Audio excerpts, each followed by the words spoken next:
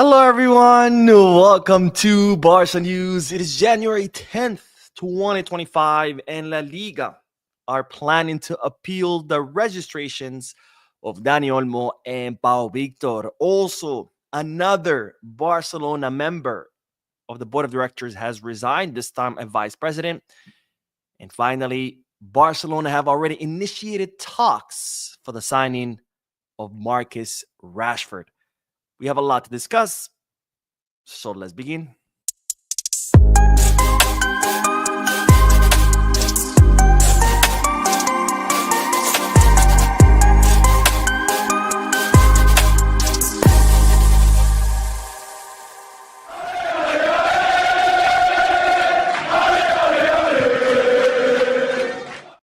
Hello, everyone. Welcome to the channel. My name is Mo, and this is the Barca News live podcast where we discuss Barcelona news, but where I also get to interact with you lovely people in the chat section by reading your comments, answering your questions, and getting a discussion going. These podcasts are on Mondays, Wednesdays, and Fridays. And for those of you who watching the podcast once it ends, I will be putting timestamps in the description and chapters in the timeline in case you do want to skip through the discussion and just get straight to the news. Now, having said all that, make sure to hit that like button, subscribe to the channel, drop a comment. If you are looking for any Barcelona jerseys or merchandise, make sure to hit the Goal Kids, Kickback, or Fanatics. If you are looking to place any sports bets, make sure you hit the Bet Us. All links are down below in the description. And now let's begin with the news. And ladies and gentlemen, I got some pretty juicy news for you today. So let's begin with the news because La Liga are planning to, surprise, surprise, appeal the precautionary measure issued by the higher or superior court of sport that allowed Barcelona to register both Dani Olmo and Pau Victor. Now, as I explained in yesterday's video, the higher or superior court of sport or higher court of sport, while they litigate the case and decide who's right, whether it's Barcelona or La Liga, they have decided to issue an emergency precautionary measure or an emergency injunction, which allows Barcelona to register Dani Olmo and Pau Victor temporarily while the case is being litigated. And the court has given itself 3 months to decide this case. So that means that Dani Olmo and Pau Victor will be temporarily registered for during those 3 months. And then when the court decides, if they decide that Barcelona is right, then the players will continue to be registered. If the court decides that La Liga was right, then of course the registrations of both players will be canceled. Now, why was this done? I explained this in detail in yesterday's video. It's done to protect the players because let's say they're not registered while the case is being litigated. Dani Olmo and Pau Victor don't play for 3 months. And then the court in April rules that, hey, Barcelona was right. These players should have been registered. There's no way to make up that lost time for them. It will be unjust for the players because they just went 3 months without playing, right? This is the same concept as why referees don't raise the offside flag until the play is over. Then the VAR can check it, and if it's a goal, it remains a goal. If it's not a goal, then they cancel it, versus if the referee raises the flag before the play ends and the other team is not allowed to score, and it turns out that the referee was wrong and it wasn't offside, well, the damage is done and you cannot undo it. I explained this again in detail in yesterday's video. If you haven't seen it, make sure to check it out. But this is why the court issued this temporary injunction or this temporary precautionary measure to protect the players. And of course, it's reported now that Javier Tebas is planning to appeal this precautionary measure to the administrative litigation court. So he's taking it to a regular court, right? Because the superior court of sport is the highest court for anything related to sports. It's kind of like the Supreme Court for anything related to sports. So there's nothing higher than it. So it looks like Tebas wants to appeal that decision since there's no higher court to appeal it to, because you always go a step higher for appeals. He's going to appeal it to a regular justice court, in this case called the Administrative Litigation Court. Now, I'm not sure what Javier Tebas is doing. I don't know, because I honestly, as a lawyer, I don't see any legal recourse to try to overthrow this injunction, because it's not really a legal decision. This is not the superior court deciding on who's right, Barcelona or La Liga. That's going to be decided in 3 months.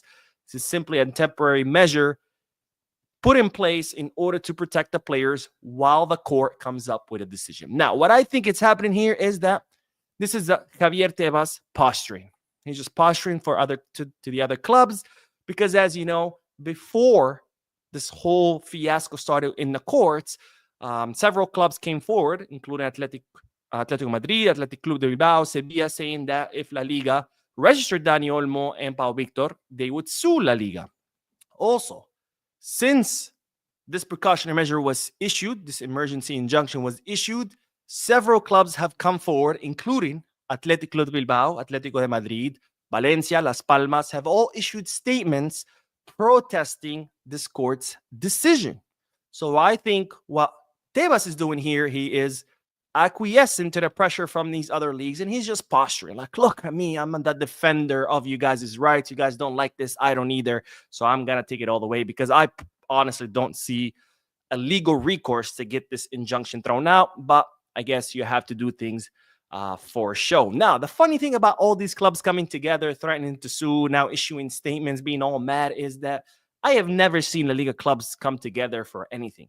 And there is plenty of reason for these clubs to come together to fight things. For example, the financial fair play rules. They're the strictest in Europe. These financial fair play rules have caused havoc on all the clubs in La Liga. Many of these clubs have had to sell their players, their stars, their rising academy players to the Premier League because they cannot register their own players. So these financial fair play rules are damaging these clubs, and these clubs, instead of coming together and fighting what's hurting them, they rather come together to fight Barcelona. This doesn't make sense to me. It's like if a guy is beating me up, and instead of me defending myself or calling the police or something, I go and join my friends to beat someone else up. And it's like, what? Like, dude, why aren't you fighting what's hurting you? Why do you care about someone else, what someone else is doing? Another thing, the refereeing. Refereeing in La Liga has been mediocre for years, and we continue to see it time and time again. Just a few days ago,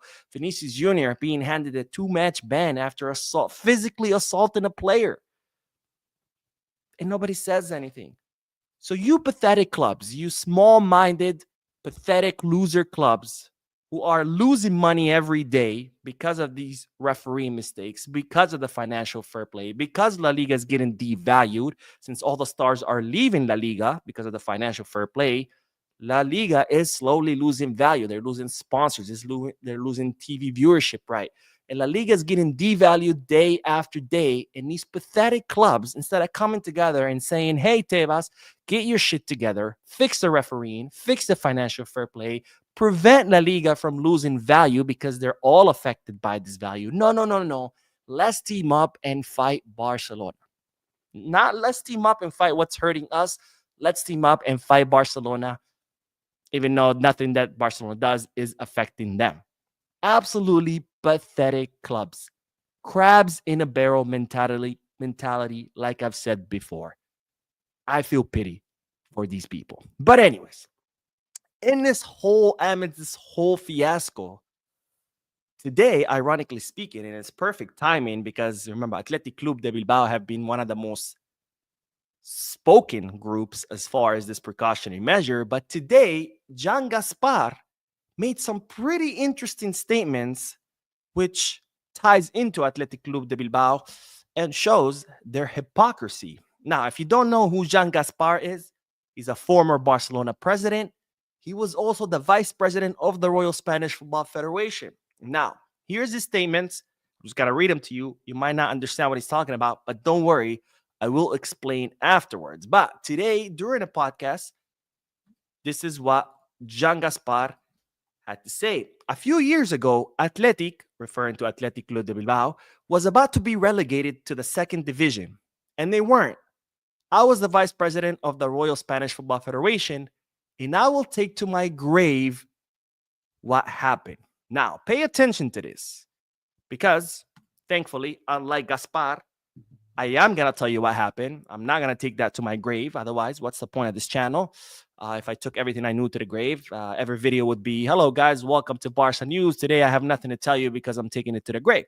Anyways, what happened is, in the season 2006-2007, while this guy was the president of the Royal Spanish Football Federation, if you don't know who it is, Angel Villar, he recently resigned from UEFA and FIFA because he's accused of corruption. So this guy has a very long history of corruption. He was an Athletic Club de Bilbao player. Royal Spanish Football Federation president. He was part of the managing board of the UEFA, FIFA. He's been accused of corruption many, many times. He just resigned recently. I think he was even arrested recently, if I'm not mistaken. Anyways, quite the guy. But anyways, when he was president of the Royal Spanish Football Federation, Athletic Club de Bilbao were about to be relegated from first to second division in 2006-2007 season. Now, during that time, there was a huge scandal that rocked the Spanish league because Athletic Club de Bilbao were accused of paying off Levante so they could lose on purpose, allowing Athletic Club de Bilbao to remain in the first division. Now, there was plenty of evidence of this. There was phone call recordings between players, executives, several phone call recordings showing that Athletic Club de Bilbao had indeed bribed Levante to allow them to lose so they can continue in first division. Now, this went to court, and just like the president, who was Basque, the judge in charge of the case was also Basque, and the judge said that there was not enough evidence to go against Athletic Club de Bilbao, even though, again, there were plenty of recordings proving that there indeed was bribery, which allowed Athletic Club de Bilbao to remain in the first division. So, what's the irony about all this? Because here we have Athletic Club de Bilbao talking about what happened in the court, by the way, totally legal.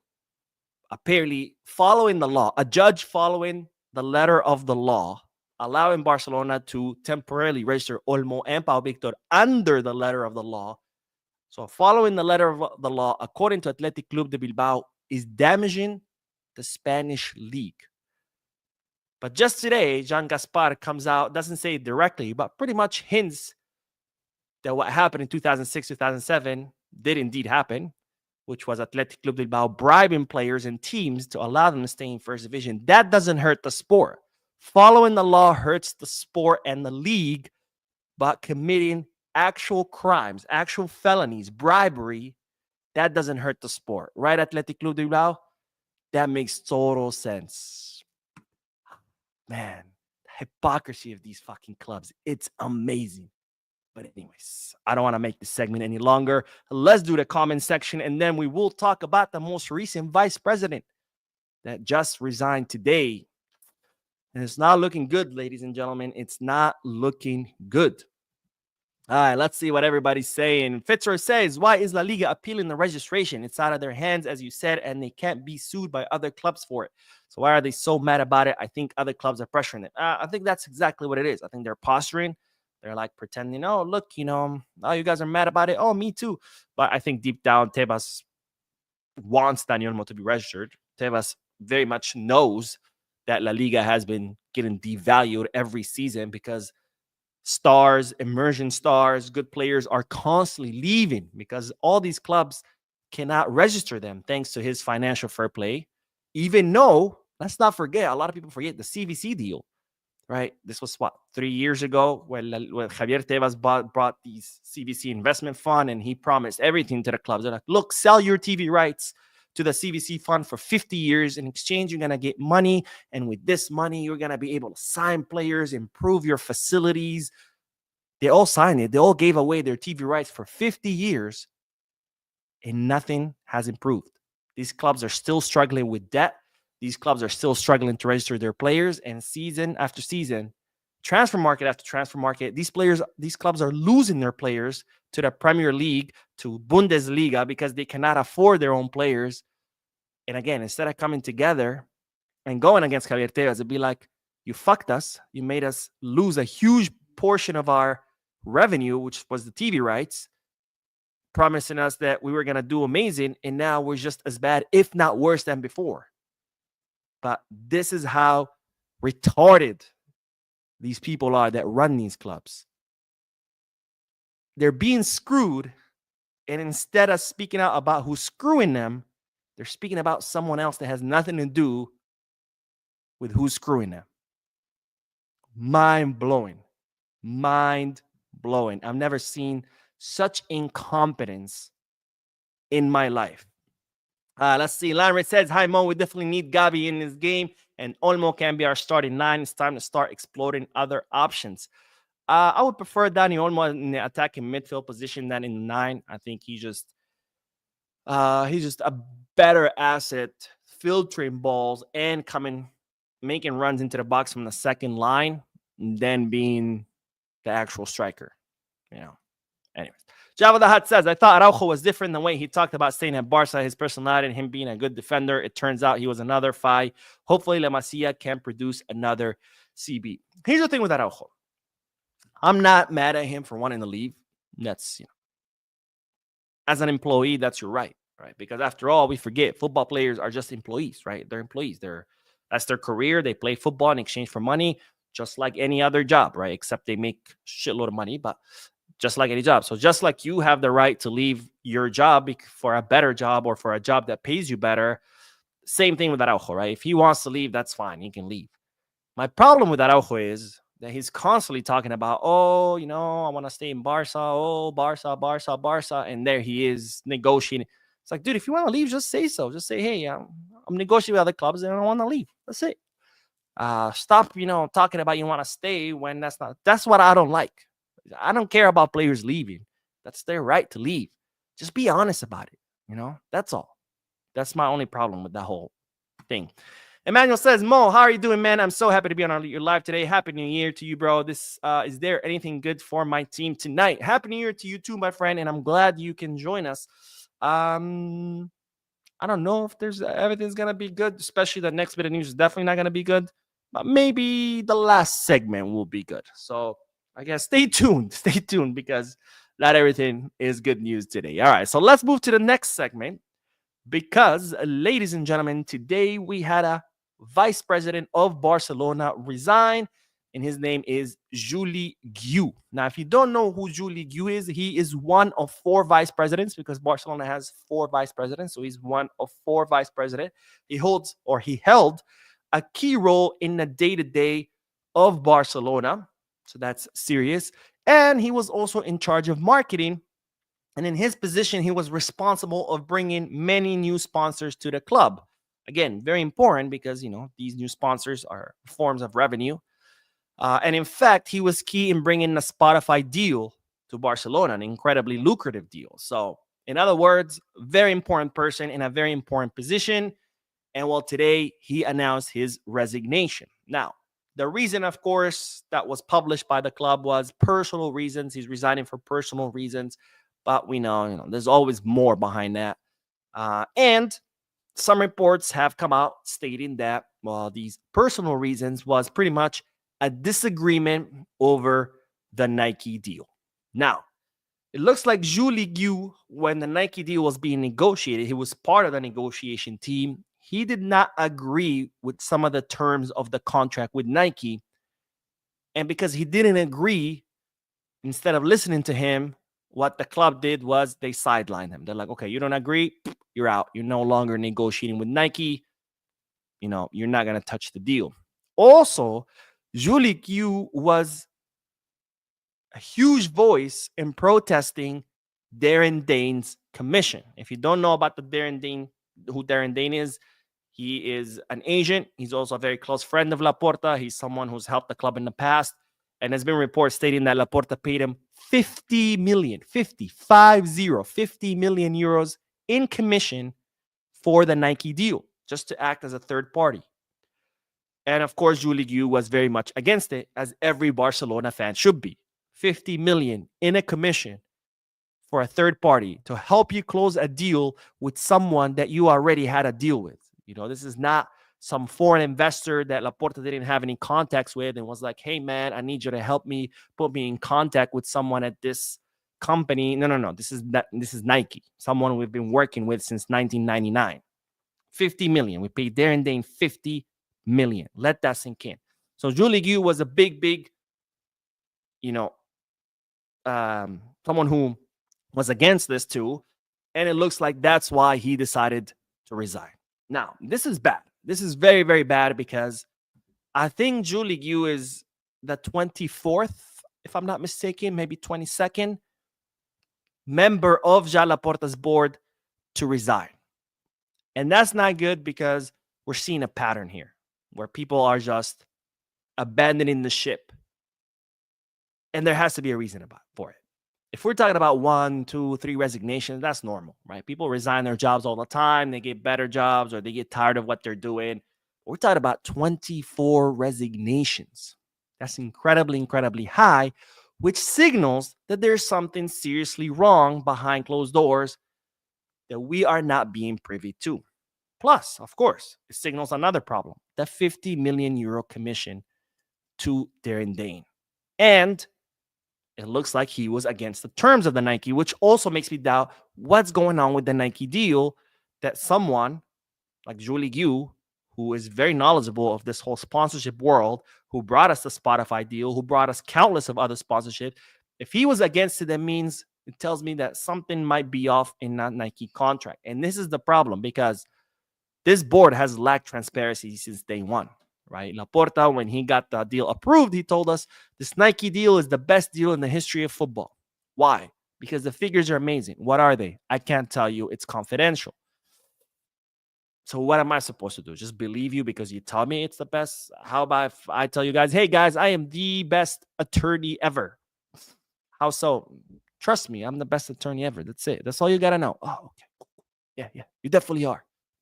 Doesn't work like that. And now you have a vice president, someone in a very important position, resigning over this deal that's supposed to be the best in the history, and that we paid 50 million to someone to help us close it.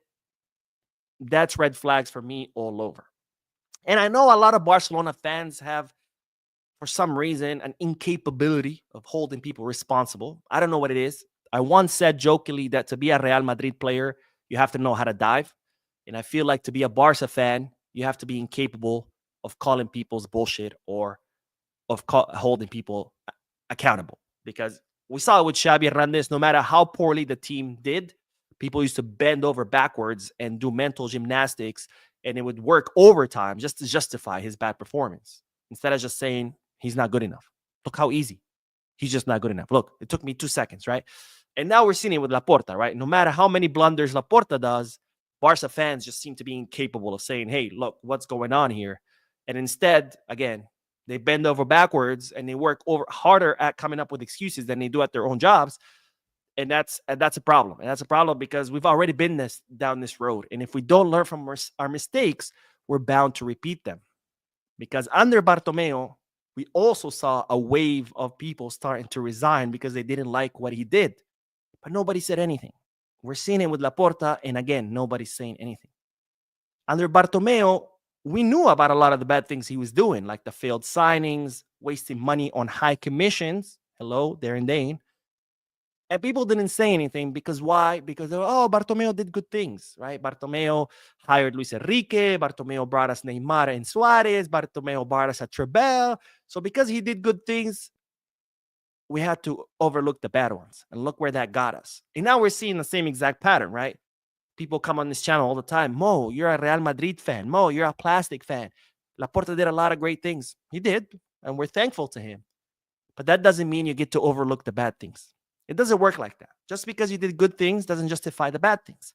If I walk out of my house right now and I save someone drowning in the river, I'm okay. I'm a hero. I saved his life. And then tomorrow I get in my car drunk. I run over a kid and kill him. It's okay, right?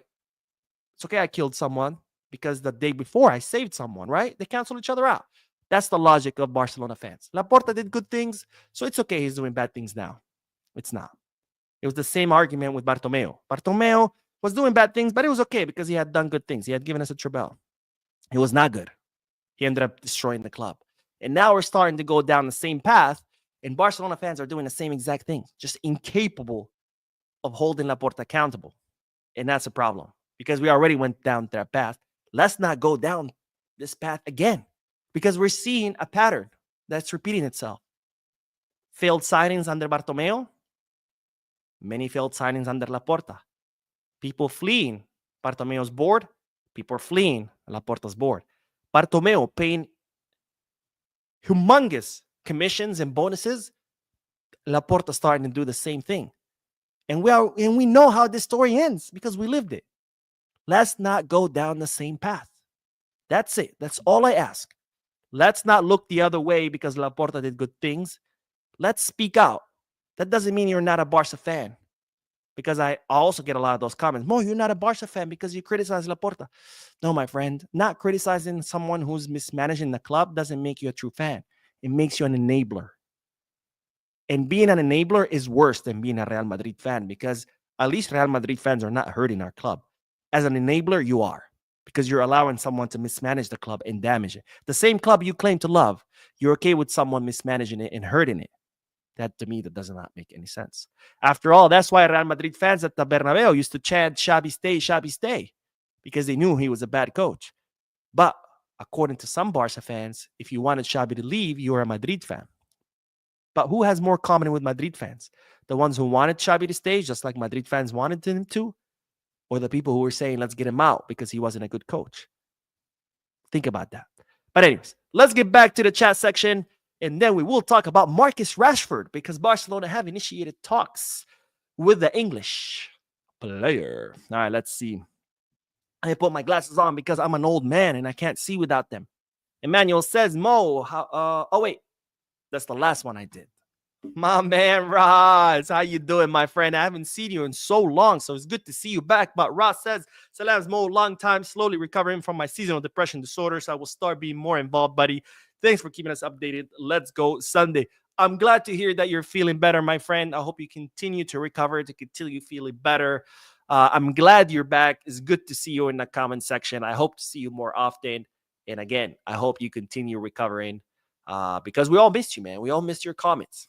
John says, hey, Mo, watching from Kenya. I think Barca should keep Araujo because I consider him and Kouarsi as the two main center backs as long on a long run given their young age. Here's the thing. Do I want Araujo to stay? Absolutely. I consider him one of the best center backs in Europe. But if the player doesn't want to stay, then there's nothing we can do because you just cannot have players on your squad that don't want to be there. So if he wants to leave, there's the door. Again, I prefer him to stay, but if he doesn't want to stay, then he should just leave. Carlos says, are other leagues, presidents, and federation as vocal as Tevez and La Liga? La Liga is a circus. La Liga is indeed a circus. Look at the Premier League, the best league in the world, how it's ran. Whenever there's a mistake, a gruesome mistake of refereeing, immediately the Premier League suspends that referee. They conduct an investigation to see what went wrong. And then, based on the results of the investigation, they try to improve. Whether it's to retrain the referees, whether to explain a rule better to the referees, whether to rewrite the rule. They do everything in their power to figure out what went wrong, to learn from it, and then improve upon it. La Liga, when they make a huge mistake, what are you guys talking about? There's no mistake here. You guys are the idiots for thinking there was a mistake. We didn't do anything wrong. It's like they dig their feet in the ground and they're like, no, there's no mistake. You guys are idiots. You don't know what you're talking about. How are you going to improve if you can't even admit when you make mistakes? You can't. And that's why the Premier League is the best league in the world. And that's why La Liga continues to go down and down and down. But instead of La Liga clubs being upset at that, at the fact that La Liga will not improve and it's losing value as a result of that, no. Let's all gang up on Barcelona, right? Because Barcelona is the one that writes the financial fair play rules. Barcelona is the one that writes the refereeing rules, right? Barcelona is the one that runs La Liga, right? Just pathetic. Absolutely pathetic. Klaus says 80 million and he can go. What's up, my man Klaus? I wish. I've seen this comment a lot. People talking about getting 80 million for Araujo. His market value is 55. So I just don't see clubs paying 80 million. I mean, I think 60 would be fair.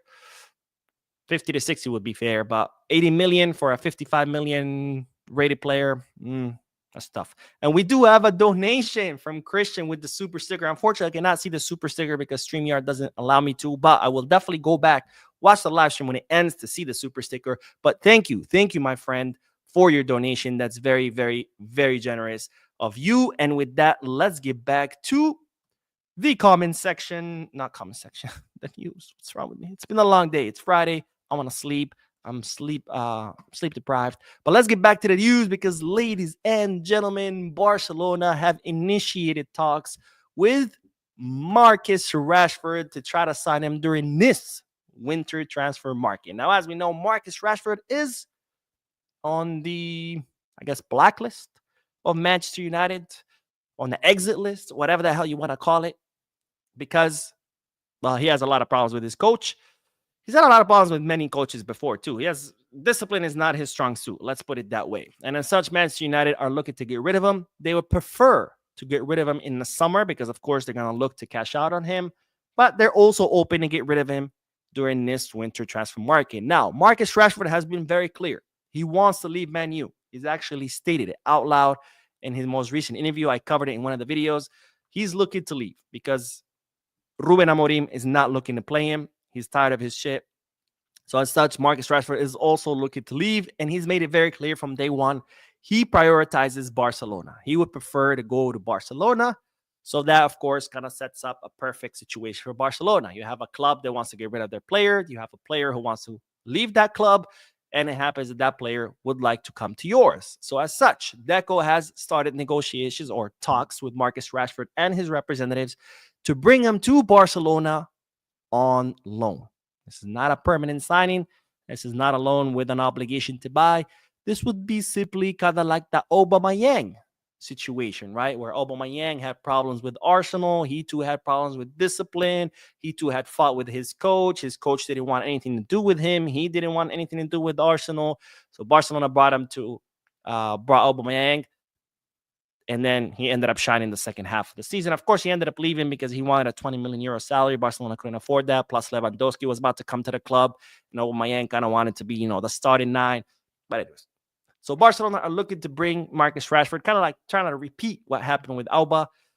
Bring a club a player that's pretty much an outcast, bring him to the club, and hopefully he can shine during this half of the season. And who knows, if he does great, then maybe we can think about signing him on a permanent basis. But for now, it's just a 6-month loan until the end of the season to cover a position that we desperately need to cover, which is the left wing. Now, what are the problems with this?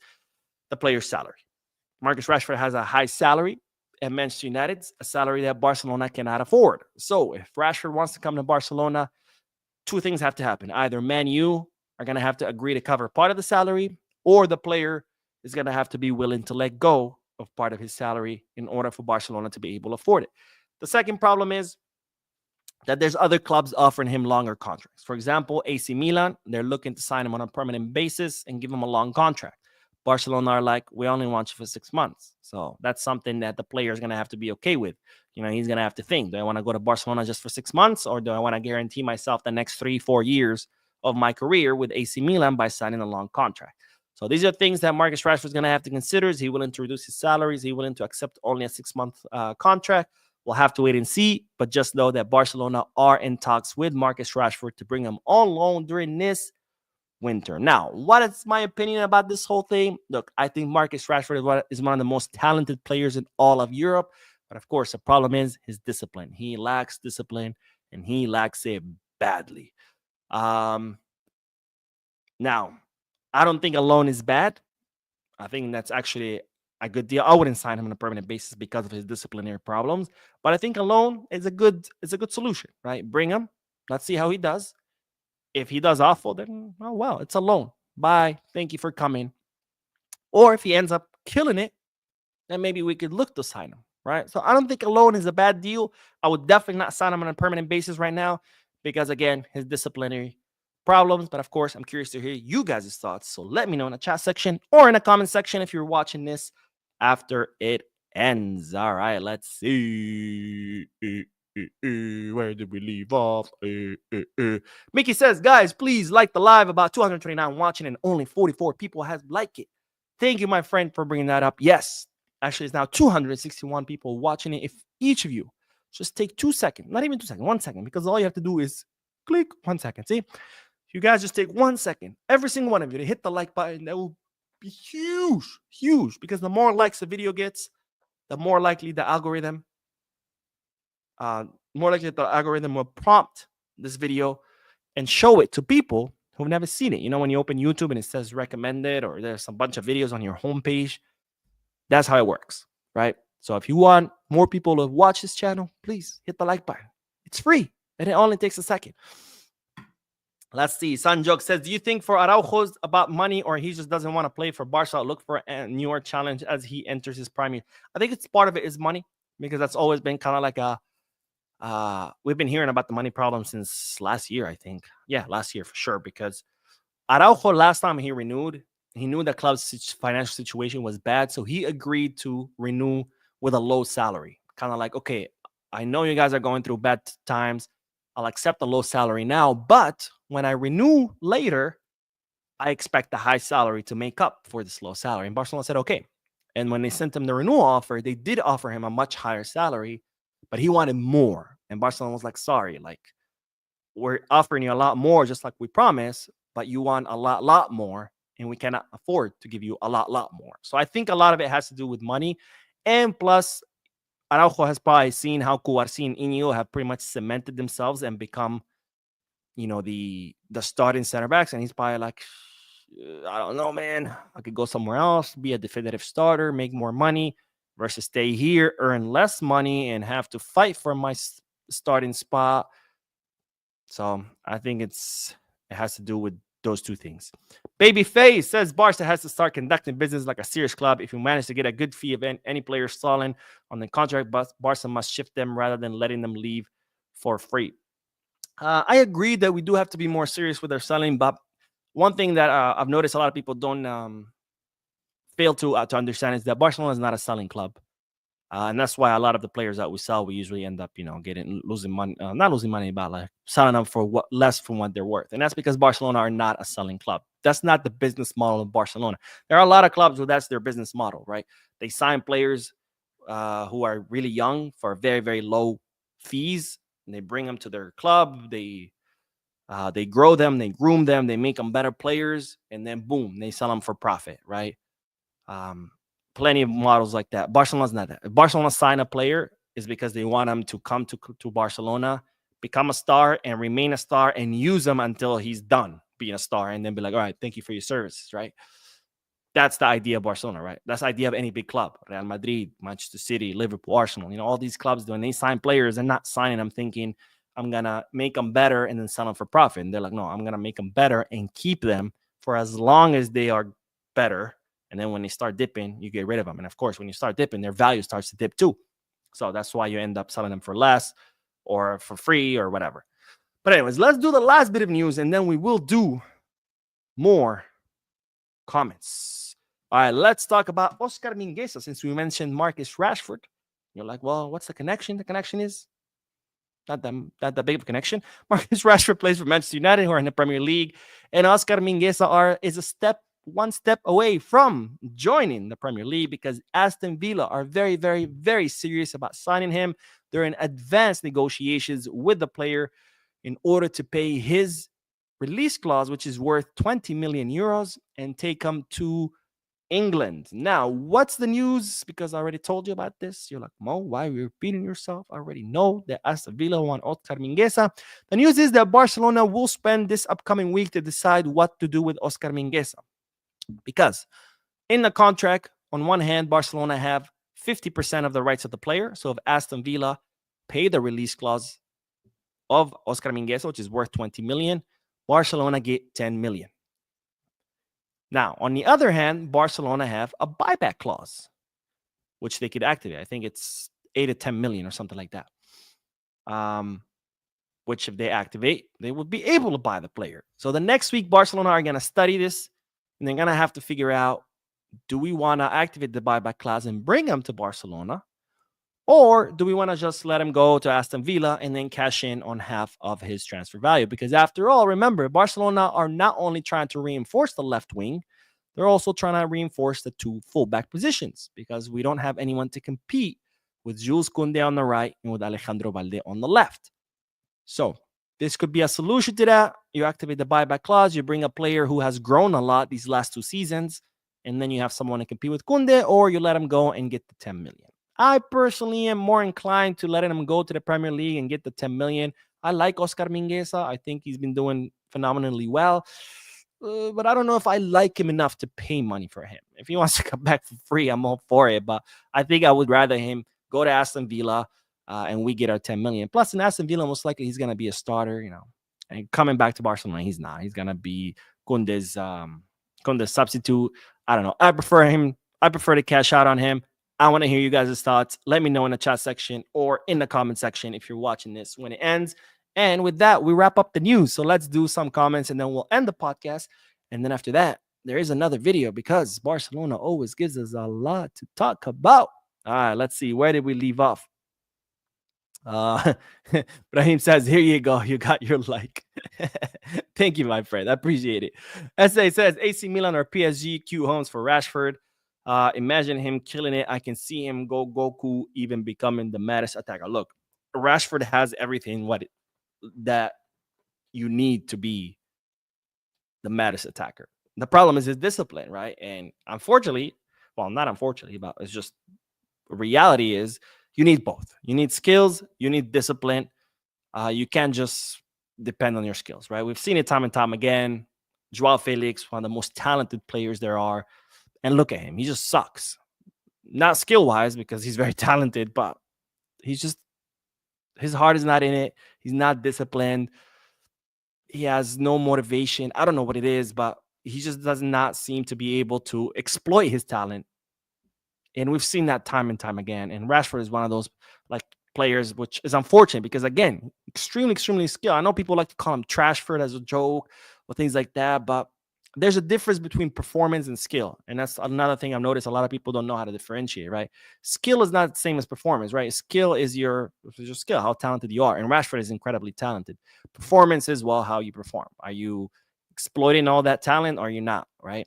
And just because you're not performing doesn't mean you're trash. You're still very, very, very talented. You're just not disciplined enough. So that's why you're not performing, right? For example, let's take an example, the Ballon d'Or.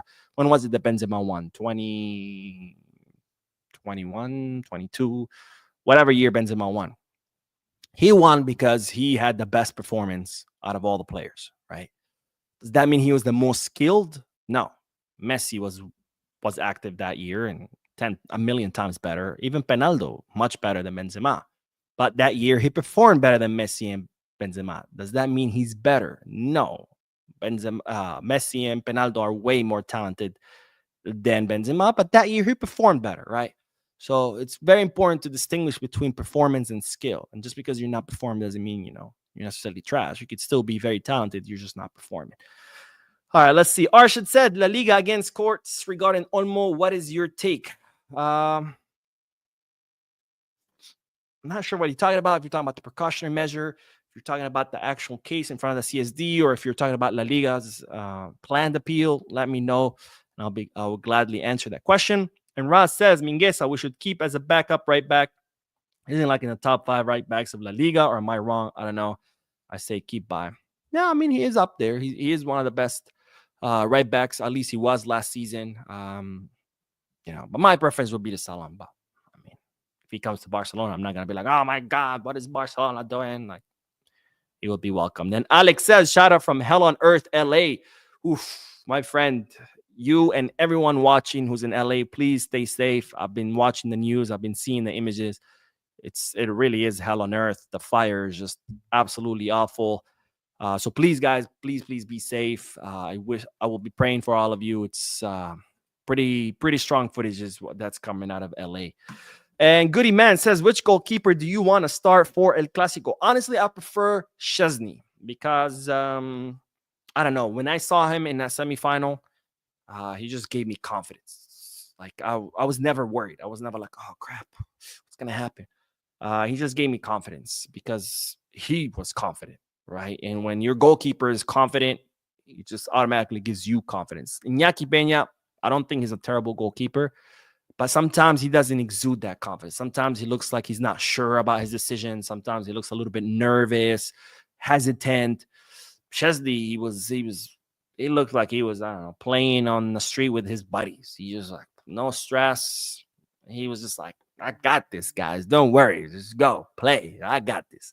Right. And I like that because goalkeeper is one of those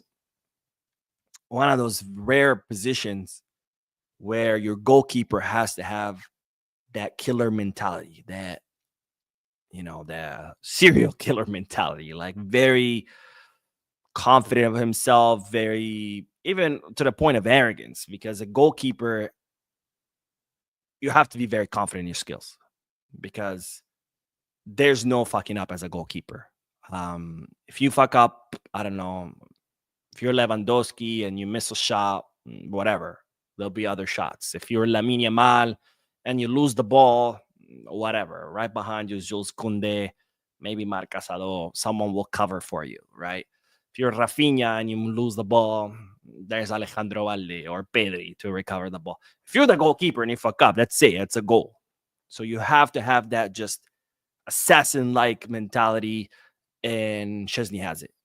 And he exudes it, and you see it the way he plays, the way he comes out, see it how he stops the ball. Like, he's just very, very confident in his skills, and that's what we need.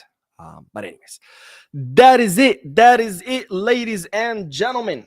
Thank you so much for tuning in. Thank you for your likes, your comments, your subscriptions, your donations. You guys are absolutely amazing. I will see you in the next video. If you haven't hit the like button yet, do me a favor, hit it. If you haven't subscribed yet, also do me a favor and hit that subscribe button. It's free. They're not going to ask you for your credit card. They're not going to ask you for your social security number. They're not going to ask you to, I don't know, sell your mom. It's free and it takes a second. So please do me that favor. Again, I will see you in the next video. And as always, peace, guys.